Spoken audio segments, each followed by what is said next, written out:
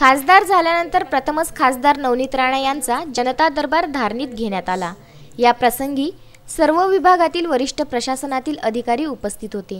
या जनता दरबारामध्ये मेळघाटातील ग्रामीण क्षेत्रातील जनता आपापल्या समस्या घेऊन उपस्थित झाली। जनतेने आपापल्या समस्या मांडल्या व ह्या समस्या वेगवेगळ्या विभागातील होत्या। त्यामध्ये प्रामुख्याने वन विभाग, सार्वजनिक बांधकाम विभाग, पाटबंधारे विभाग, नगरपंचायत धारणी, कृषी विभाग, आरोग्य विभाग, पंचायत समिती धारणी, पोलीस विभाग, पाणी पुरवठा विभाग, तहसील कार्यालय, पशु विभाग यांचा समावेश होता।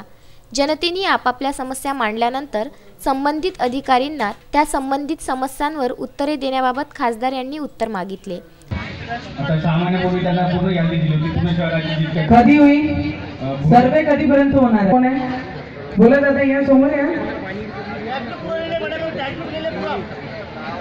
व येत्या 15 दिवसात त्या समस्यांचा त्वरित निराकरण करण्याबाबत निर्देश खासदार यांनी दिले। या प्रसंगी खासदार नवनीत राणा, आमदार राजकुमार पटेल, माजी आमदार केवलराम काळे, सहाय्यक उपजिल्हा अधिकारी मिताली शेट्टी, तहसीलदार, गटविकास अधिकारी, DFO उपस्थित होते। तस्मीन शेख, जुगल किशोर जयस्वाल, शकील अहमद, विदर्भ न्यूज, धारणी।